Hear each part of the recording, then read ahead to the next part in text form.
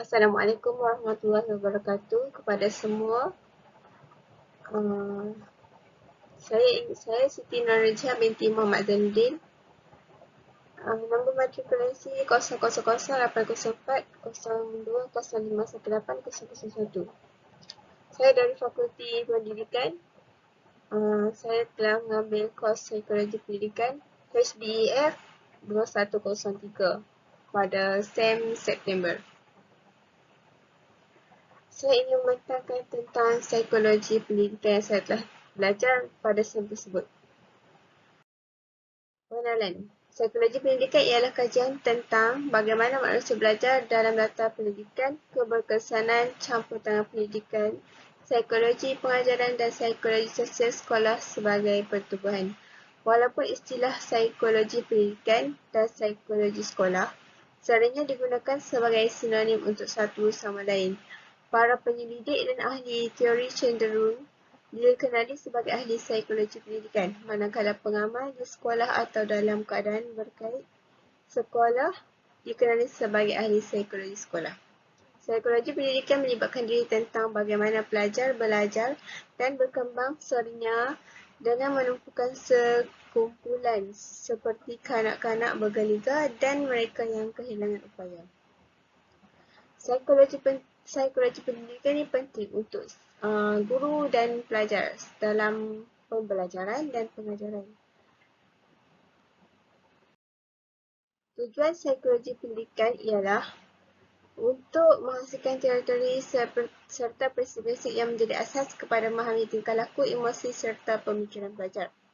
Psikologi pendidikan memberikan banyak panduan kepada pendidik dan calon pendidik untuk meningkatkan kecekapan proses pembelajaran pada keadaan yang berbeza, seperti memahami perbezaan individu antara pelajar, mewujudkan suasana pembelajaran yang kondusif di dalam kelas, memilih strategi dan metod pembelajaran, memberikan bimbingan kepada pelajar dan menilai hasil pembelajaran.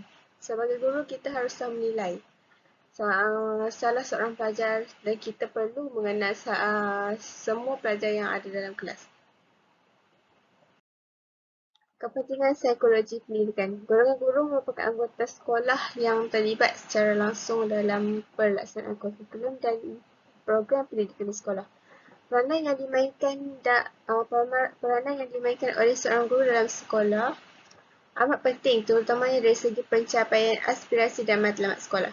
Oleh kerana guru mendidik generasi baru, guru mestilah juga menguasai aspek psikologi terutamanya yang berkaitan dengan perkembangan manusia. Seorang murid mempunyai masalah bertingkah laku positif dan negatif. Ia akan membawa kesan yang tidak baik dan aktiviti pengajaran dan pembelajaran di dalam kelas. Guru sebagai guru ini kita perlulah lebih efektif dan mengenali murid itu lebih mendalam. Antaranya konsep yang ada melalui teori behavioristik. Teori ini adalah proses belajar mengajar yang terpenting adalah seorang akan dianggap telah belajar ketika sudah menunjukkan perubahan perilaku. Dari teori ini juga proses pembelajaran dapat diarti sebagai stimulus dan respon. Proses yang terjadi antara stimulus dan respon tidak dapat diamati dan diukur. Hal yang terpenting dan perlu diperhatikan adalah perilaku dari stimulus dan respon.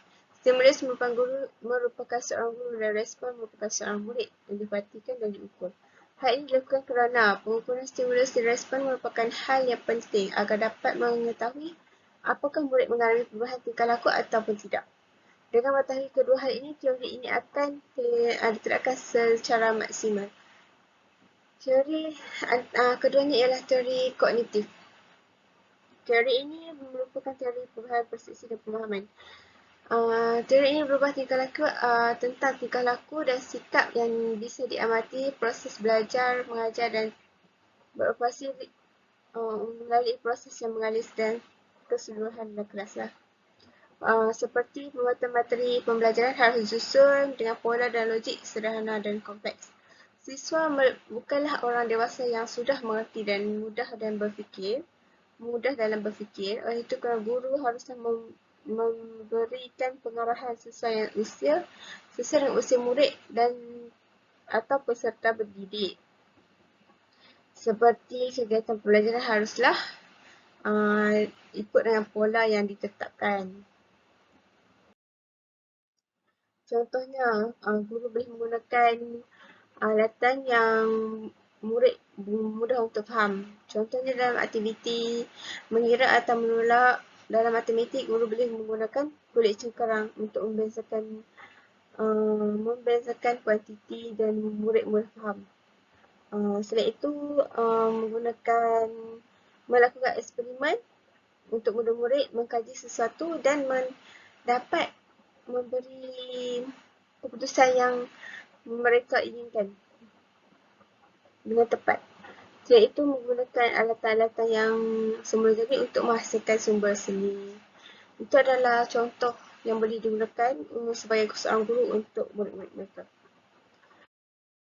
Kesimpulannya, psikologi pendidikan dapat diartikan sebagai salah satu cabang psikologi yang secara khusus mengkaji tingkah laku, emosi dan pemikiran individu dalam konteks situasi pendidikan dengan tujuan untuk menemukan pelbagai fakta, generalisasi dan teori-teori psikologi berkaitan dengan pendidikan.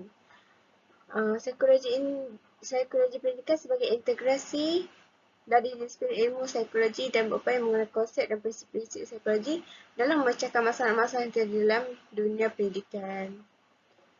Di situ kita dapat lihat psikologi ini amat penting untuk seorang guru dan murid dalam proses pembelajaran dan pengajaran untuk menghasilkan seorang murid yang mudah untuk faham. Dengan sampai di situ, saya ingin mengundurkan diri. Saya harap semua dapat faham apa yang saya sampaikan dan boleh mengambil pengajaran. Sekian, terima kasih. Thank you.